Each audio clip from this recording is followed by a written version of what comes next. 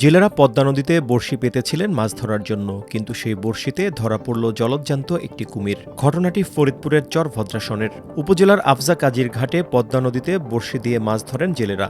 ২৭ April সকালেও বড়শি উঠাতে যান স্থানীয় জেলেরা। গিয়ে দেখেন বড়শিতে একটি কুমির আটকে আছে। পরে কুমিরটিকে দড়ি দিয়ে বেঁধে নদীর পাড়ে এনে রাখা হয়। এটা আমরা মাছ ধরার জন্য হাজারি বড়শি পাচ্ছি, পরে সকালে উঠাইতে গেছে, উঠাইতে যাই দেখি কুমিরটা পাচ্ছি।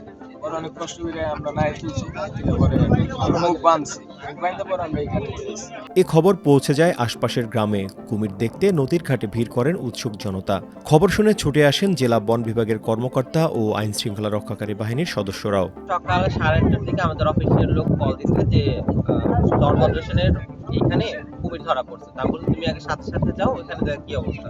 আমরা এখানে আসছি মূলত আসলে আমাদের এই ওয়াইল্ড লাইফ মানে বন্যপ্রাণীটা আমাদের ফুলদের ওয়াইল্ড লাইফ টিমটা দেখে, তো তারা লোক আসছে, তারা এখানে এসে এটা নিয়ে যাবে। জনতার ভিড় সামলানোর ক্ষেত্রে তারা যাতে সুন্দরভাবে জিনিসটা দেখতে পারে, এই কারণে আমরা এটা ব্যারিকেড দিয়ে দিচ্ছি, সবাই যাতে হুমড়ি খেয়ে পানিতে না পড়ে।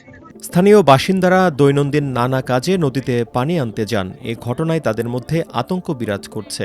আমাদের বাচ্চারা করতে আসে, এক পর্যায়ে ধরুন যে একটা আতঙ্কের মধ্যে ছিলাম, এখন উদ্ধার করতে। বিকেল 3:30টার দিকে খুলনা বন্যপ্রাণী সংরক্ষণ বিভাগের 4 সদস্যের একটি দল ঘটনাস্থলে পৌঁছায়। তারা কুমিরটিকে উদ্ধার করে নিয়ে যায়। এই কুমিরটি হচ্ছে পদ্মা নদীতে আসলেও এটা মিঠা পানিতে থাকলেও এটা নোনা পানির কুমির। এটা নোনা পানির কুমির, আর হচ্ছে লেন্থ হচ্ছে 6 ফিট 10 ইঞ্চি, আর এটা পুরুষ কুমির। নোনা পানির কুমিরটা এই মিঠা পানিতে আসলো কি করে, এর কারণটা কি? এটা বিভিন্ন কারণে, জোয়ার ভাটার কারণে আসতে পারে, খাদ্যের প্রাচুর্যতার অভাবে আসতে পারে, বিভিন্ন কারণে আসতে পারে। খুলনায় নিয়ে প্রাথমিক চিকিৎসা শেষে কুমিরটিকে কোথায় রাখা হবে সে বিষয়ে সিদ্ধান্ত নেওয়া হবে বলে জানিয়েছেন এই কর্মকর্তা।